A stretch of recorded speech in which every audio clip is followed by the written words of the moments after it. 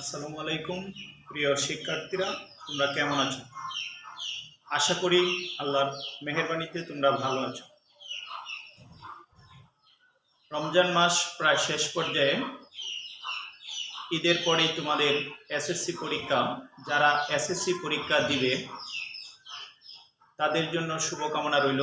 আজকে তোমাদের উদ্দেশ্যে পরিসংখ্যান চ্যাপ্টারের গড়, মধ্যক এবং প্রচুরক কিভাবে নির্ণয় করতে হয় তা আজকে তোমরা শিখে নিতে পারো আমার ক্লাস থেকে। তাহলে আমরা প্রথমেই আলোচনা করব। দেখো, আমি বোর্ডে একটা ডাক লিখেছি। শ্রেণী ব্যক্তি 21 থেকে 25, 26 থেকে 30, 31 থেকে 35, 36 থেকে 40, 41 থেকে 45, 46 থেকে 50। গণসংখ্যা 6, 8, 10, 12, 8 এবং 4। প্রথম অঙ্কটা দিলাম 8, 24, 15, 20, 10, 21। সংখ্যাগুলোর মধ্যক কত? এই যে দেখো, এখানে যে সংখ্যাগুলো আছে এই সংখ্যাগুলো হচ্ছে অবিন্যস্ত উপাত্ত। অবিন্যস্ত উপাত্ত থেকে মধ্যক নির্ণয় করার কথা বললে তোমার প্রথম কাজ হচ্ছে সংখ্যাগুলোকে সাজিয়ে লিখতে হবে, ছোট থেকে বড় ক্রমানুসারে সাজাতে হবে। তাহলে আসো আমরা অঙ্কটা করি। যেখানে 6টা সংখ্যা আছে, এই 6টা সংখ্যাগুলোকে ছোট থেকে বড় আমরা সাজাই। উপাত্তগুলোকে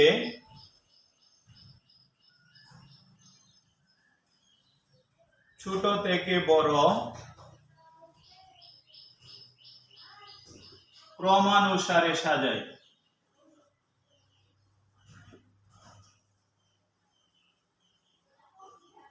দেখো, এখানে সবচেয়ে ছোট সংখ্যা হচ্ছে 8। তাহলে আমরা প্রথমে 8 লিখব। এরপরের সংখ্যা হচ্ছে 10, আমরা 10 লিখব। এরপরের সংখ্যা হচ্ছে 15, আমরা 15 লিখব। এরপরের সংখ্যা হচ্ছে 20, এরপরের সংখ্যা হচ্ছে 21, এরপরের সংখ্যা হচ্ছে আমাদের 24। তাহলে এখানে মোট সংখ্যা আছে আমার 6টি: 8, 10, 15, 20, 21 এবং 24। তাহলে এখানে মোট উপাত্তের সংখ্যা অর্থাৎ মোট সংখ্যা হচ্ছে এখানে 6টা। এই 6 হচ্ছে আমাদের জোড় সংখ্যা। তাহলে জোড় সংখ্যার মধ্যক নির্ণয়ের সূত্র, এখানে n ইকুয়াল হচ্ছে 6 জোড় সংখ্যা, সুতরাং মধ্যকের সূত্র হচ্ছে n/2 তম পদ প্লাস n/2 প্লাস 1 তম পদ ভাগ হচ্ছে 2। এই সূত্রটা তোমাকে লিখতে হবে যদি জোড় সংখ্যার সংখ্যা হয়। অর্থাৎ এখানে 6 হচ্ছে আমার জোড় সংখ্যা, তাহলে জোড় সংখ্যার মধ্যক নির্ণয়ের সূত্র হচ্ছে n/2 তম পদ প্লাস n/2 প্লাস 1 তম পদ ভাগ হচ্ছে 2। তাহলে দেখো, এখানে n এর মান হচ্ছে 6, 6/2 তম পদ প্লাস 6/2 প্লাস 1 তম পদ ভাগ হচ্ছে 2। তাহলে 6 এর 2 দিয়ে ভাগ করলে 3, 3 তম পদ প্লাস হচ্ছে 2 দিয়ে 6 এর ভাগ করলে 3, 3 আর 1 4, 4 তম পদ ভাগ হচ্ছে 2। তাহলে 3 তম পদ অর্থাৎ 3 নম্বর সংখ্যাটা 1 2 3, 3 নম্বর সংখ্যাটা হচ্ছে 15 আর 4 নম্বর সংখ্যাটা হচ্ছে আমার 20। তাহলে এই দুইটা সংখ্যা আমার যোগ হবে। 15 যোগ হচ্ছে 20 ভাগ হচ্ছে 2। 15 আর 20 35, 35 কে আমরা যদি 2 দিয়ে ভাগ করি তাহলে 17.5। তাহলে আমরা মধ্যক পেয়ে গেলাম 17.5। যে মধ্যকের সূত্র n/2 তম পদ প্লাস n/2 প্লাস 1 তম পদ ভাগ হচ্ছে 2। তাহলে n হচ্ছে আমার 6, এখানে 6টা সংখ্যা আছে 6 লিখলাম। 2 দ্বারা 6 কে ভাগ করলে 3, 3 তম পদ। 6 এর 2 দিয়ে ভাগ করলে 3 যোগ হচ্ছে 1 4 তম পদ। তাহলে 3 নম্বর সংখ্যাটা এবং 4 নম্বর সংখ্যাটার যোগফল 1 2 3, 3 নম্বর সংখ্যাটা হচ্ছে 15, 4 নম্বর সংখ্যাটা হচ্ছে 20। 15 আর 20 35, 2 দিয়ে ভাগ করলে হচ্ছে 17.5। তাহলে আমরা মধ্যক পেয়ে গেলাম 17.5। তাহলে তোমরা কি করতে পারো, যদি অবিন্যস্ত উপাত্ত থাকে মধ্যক নির্ণয়ের কথা বলে, তাহলে সংখ্যাগুলোকে তুমি কি করবা, আগেই ছোট থেকে বড় ক্রমানুসারে সাজিয়ে নিবা। সাজিয়ে নেওয়ার পর দেখবা তুমি সংখ্যাগুলো জোড় না বেজোড়। এখানে 6 হচ্ছে জোড় সংখ্যা, তাই জোড় সংখ্যার সূত্র আমরা ব্যবহার করে মধ্যক বের করলাম। এখন আসো আমরা আরেকটা অঙ্ক করি, যেটা সবচেয়ে বেশি ইম্পর্টেন্ট, সংক্ষিপ্ত পদ্ধতিতে গড় নির্ণয়। এটা অবশ্যই এসএসসি পরীক্ষার্থীদের জন্য একটা গুরুত্বপূর্ণ, এবং সংক্ষিপ্ত পদ্ধতিতে গড় তোমাদের আসবে। তাহলে আসো সংক্ষিপ্ত পদ্ধতিতে গড় কিভাবে নির্ণয় করতে হয় তা আমরা শিখে নিই।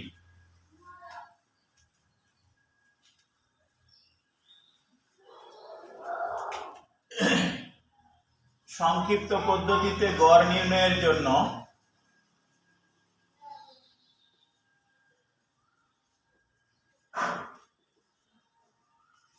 সারণী তৈরি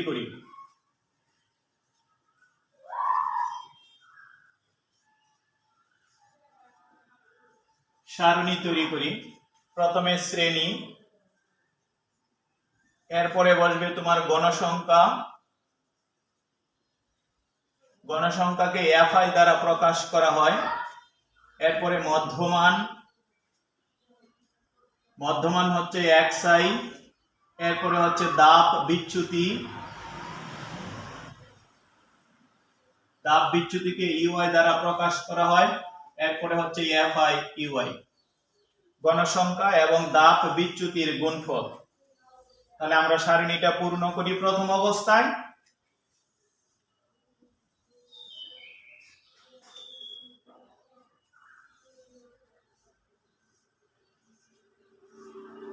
দেখো, প্রথম শ্রেণী আছে 21 থেকে 25, দ্বিতীয়টা 26 থেকে 30, 31 থেকে 35, 36 থেকে 40, 41 থেকে 45, 46 থেকে 50।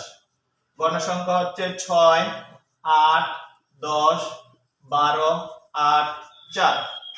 তাহলে আমরা মধ্যমানটা বের করব। মধ্যমান কিভাবে বের করব? মধ্যমান আমরা বের করব শ্রেণীর নিম্ন সীমা এবং ঊর্ধ্ব সীমার যোগফলকে 2 দ্বারা ভাগ। যেখানে আছে 21 আর এখানে আছে 25, 21 আর 25 যোগ করলে হচ্ছে 46। 46 কে যদি আমরা 2 দিয়ে ভাগ করি তাহলে হবে 23। তাহলে মধ্যমান আমি পেয়ে গেলাম 23। পরে এখানে শ্রেণী ব্যক্তি হচ্ছে 5। শ্রেণী ব্যক্তি যেহেতু 5, পরে মধ্যমানের সাথে তুমি 5 5 যোগ করে মধ্যমানের সারণীটা পূর্ণ করে। 23 আর 5 28, 28 আর 5 33, 33 আর 5 38, 38 আর 5 43, 43 আর 5 হচ্ছে 48। তাহলে আমার মধ্যমানের সারণী পূর্ণ হয়ে গেল। মধ্যমানটা আমরা কিভাবে বের করলাম? নিম্ন সীমা এবং ঊর্ধ্ব সীমা যোগ করে 2 দিয়ে ভাগ। এখানে 21 আর এখানে 25, 46 কে 2 দিয়ে ভাগ করলে 23। শ্রেণী ব্যক্তি হচ্ছে 5, 5 করে আমরা বাড়ায় দেব। 23 আর 5 28, 28 আর 5 33, 33 আর 5 38, 38 আর 5 43, 43 আর 5 হচ্ছে 48। এরপরে দাব বিচ্যুতি কিভাবে তুমি বের করবে? যেখানে 1 2 3 4 5 6টা শ্রেণী আছে। এই 6টা শ্রেণীর মাঝামাঝি কোনো জায়গায় তুমি কি করবা? শূন্য বসাবা। উপরে গেলে -1, -2, -3, নিচে আসলে 1 এবং 2। যে নিয়মটা হচ্ছে, এখানে নিম্ন শ্রেণী, যে প্রথম শ্রেণী নিম্ন সীমা 21 আর শেষ শ্রেণীর নিম্ন সীমা ঊর্ধ্ব সীমা হচ্ছে 50।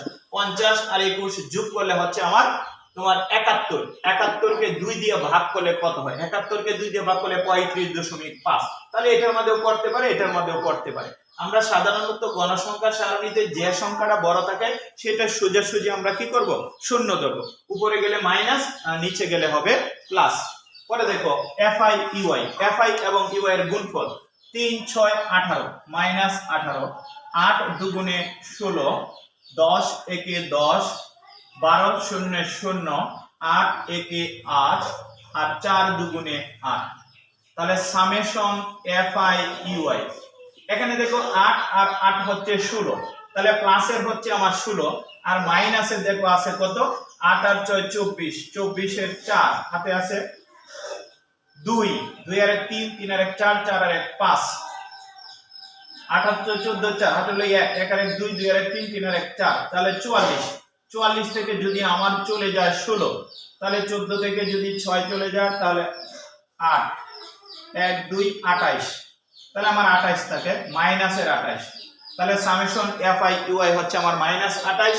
আর মোট গণসংখ্যা দেখি আমরা কত, 6 আর 8 14, 14 আর 10 24, 24 আর 12 36, 36 আর 4 30,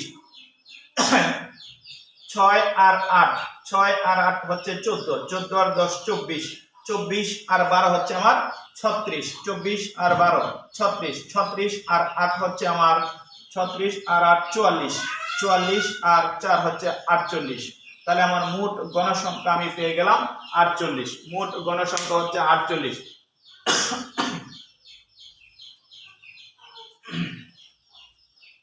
তাহলে মোট গণসংখ্যা আমি পেয়ে গেলাম 48 আর summation F I U I হচ্ছে -28।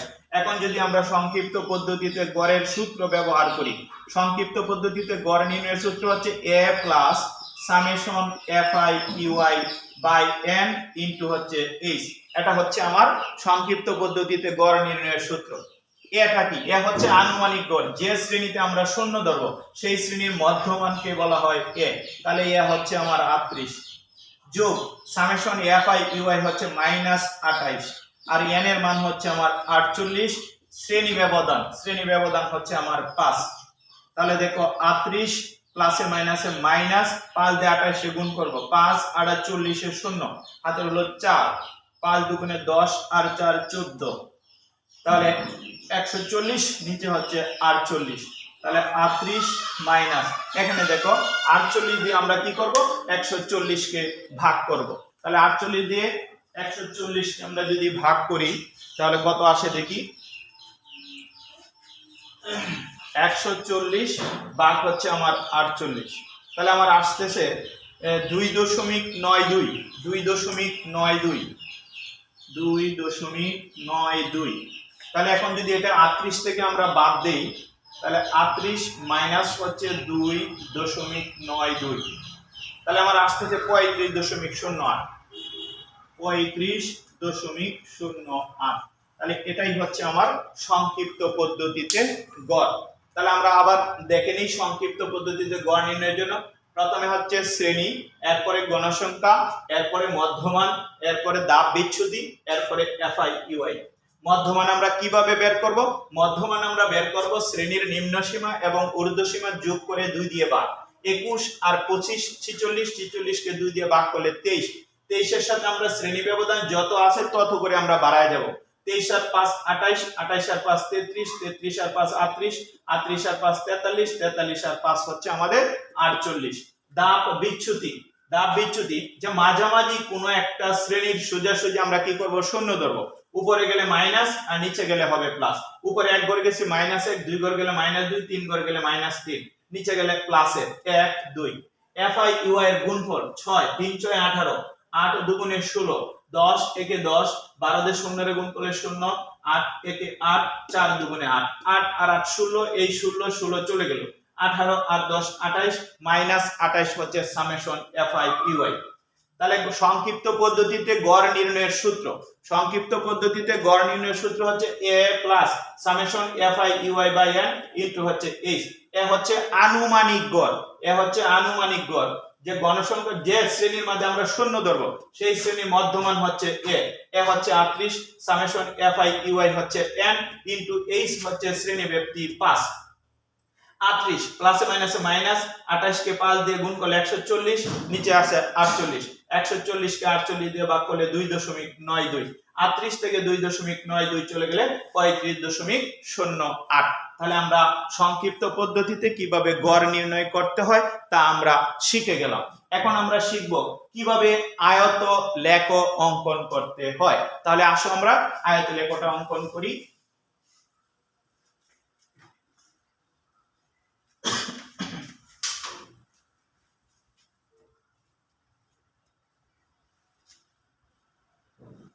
আয়তলেখ অঙ্কনের জন্য আমার কি করতে হবে? আয়তলেখ অঙ্কনের জন্য আমাকে সারণী তৈরি করতে হবে।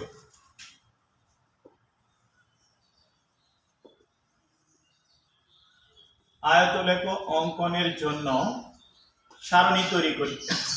যে শ্রেণী গণসংখ্যা, এরপরে লাগবে অবিচ্ছিন্ন শ্রেণীসীমা।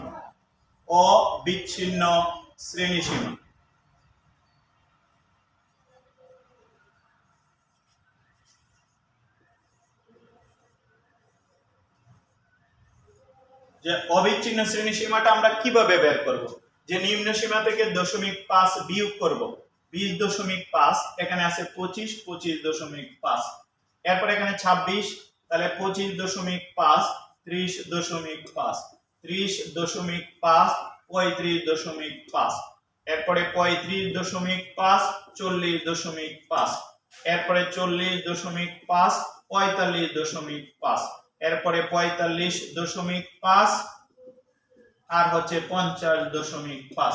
আমার অবিচ্ছিন্ন শ্রেণীসীমা হয়ে গেল। যে অবিচ্ছিন্ন শ্রেণীসীমা লাগবে তোমাকে যদি আয়তলেখ অঙ্কন করার কথা বলে, আয়তলেখ অঙ্কন করতে গেলে অবিচ্ছিন্ন শ্রেণীসীমা হবে নিম্ন সীমা থেকে আমরা 0.5 বিয়োগ দিব আর ঊর্ধ্ব সীমার সাথে আমরা 0.5 যোগ করব, তাহলে 20.5 এখানে, আর এখানে আছে 25, 25.5, অর্থাৎ নিম্ন সীমা থেকে আমরা 0.5 বিয়োগ করব আর ঊর্ধ্ব সীমার সাথে 0.5 যোগ করে আমরা অবিচ্ছিন্ন শ্রেণী সীমাটা বের করব। অর্থাৎ এই যে কোণাগুলো, এই কোণাগুলো অবশ্যই তোমাকে কি করতে হবে, মিল রাখতে হবে। তাহলে অবিচ্ছিন্ন শ্রেণী সীমা আমরা পেয়ে গেলাম। এখন আমরা কি করব, চিত্র অঙ্কন করব। তাহলে আমরা চিত্র আঁকি, দেখো ও এক্স ভূমি অক্ষে হবে অবিচ্ছিন্ন শ্রেণীসীমা, আর লম্ব অক্ষে হবে গণসংখ্যা, লম্ব অক্ষে গণসংখ্যা সবচেয়ে বেশি হচ্ছে 12 পর্যন্ত, 1 2 3 4 5 6 7 8 9 10 11 12 13 14 15। এগুলো তোমরা কি করবা, গ্রাফ খাতায় তোমরা এগুলো বসাইবা। অবিচ্ছিন্ন শ্রেণীসীমা আছে 20.5 থেকে, তাহলে আমরা 20.5 প্রথমে লিখব, এরপরে হচ্ছে 25.5, 30.5, 35.5, 40.5, 45.5, 50.5। যে নিচে বলবে অবিচ্ছিন্ন শ্রেণীসীমা, লম্ব অক্ষে বসবে গণসংখ্যা, যে গণসংখ্যা এবং অবিচ্ছিন্ন শ্রেণীসীমার সমানে আয়তলেখ অঙ্কন করতে হয়। প্রথম শ্রেণী দেখো, প্রথম শ্রেণীতে আছে 6 জন, তাহলে 6 পর্যন্ত আমরা কি করব, একটি আয়তলেখ অঙ্কন করব। 6 পর্যন্ত আমরা একটি আয়তলেখ অঙ্কন করব। এগুলো তোমরা কি করবে, গ্রাফ খাতায় অঙ্কন করবে এবং অবশ্যই পেন্সিলের সাহায্যে অঙ্কন করবে। তাহলে প্রথম শ্রেণীতে গণসংখ্যা 6 পর্যন্ত আমরা একটা আয়তলেখ আঁকলাম। পরের শ্রেণীতে 8, তাহলে আমরা 8 পর্যন্ত একটা আয়তলেখ অঙ্কন করব।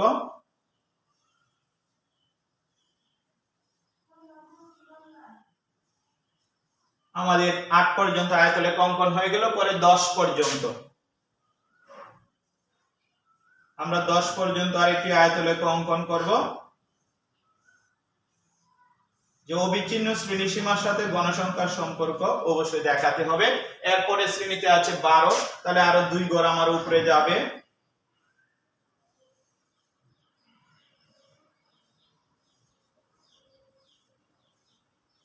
এরপরে হচ্ছে আবার 8,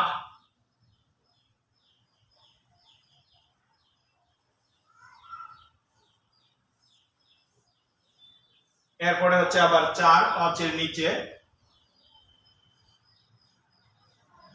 তাহলে দেখো আমার আয়তলেখ অঙ্কন করা হয়ে গেল। যে ভূমি অক্ষে ও এক্স ভূমি অক্ষে হচ্ছে অবিচ্ছিন্ন শ্রেণীসীমা, ও ওয়াই লম্ব অক্ষে হচ্ছে গণসংখ্যা। যে লম্ব এবং ভূমি অক্ষে প্রতি এক বাহুর দৈর্ঘ্যকে 1 একক বিবেচনা করা হলো।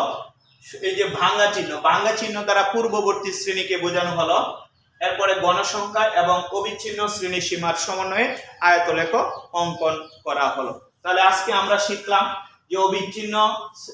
যে অবিন্যস্ত উপাত্ত থেকে কিভাবে মধ্যক নির্ণয় করতে হয়, সংক্ষিপ্ত পদ্ধতিতে গড় কিভাবে নির্ণয় করতে হয় এবং আয়তলেখ কিভাবে অঙ্কন করতে হয়। তাহলে 3টা আমরা আজকে শিখে নিলাম।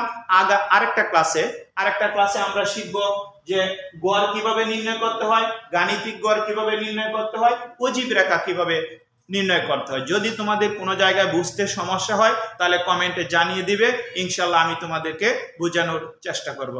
ধন্যবাদ সকলকে। আগামী ক্লাস দেখার আমন্ত্রণ জানিয়ে এখানেই শেষ করলাম। শুভকামনা রইল।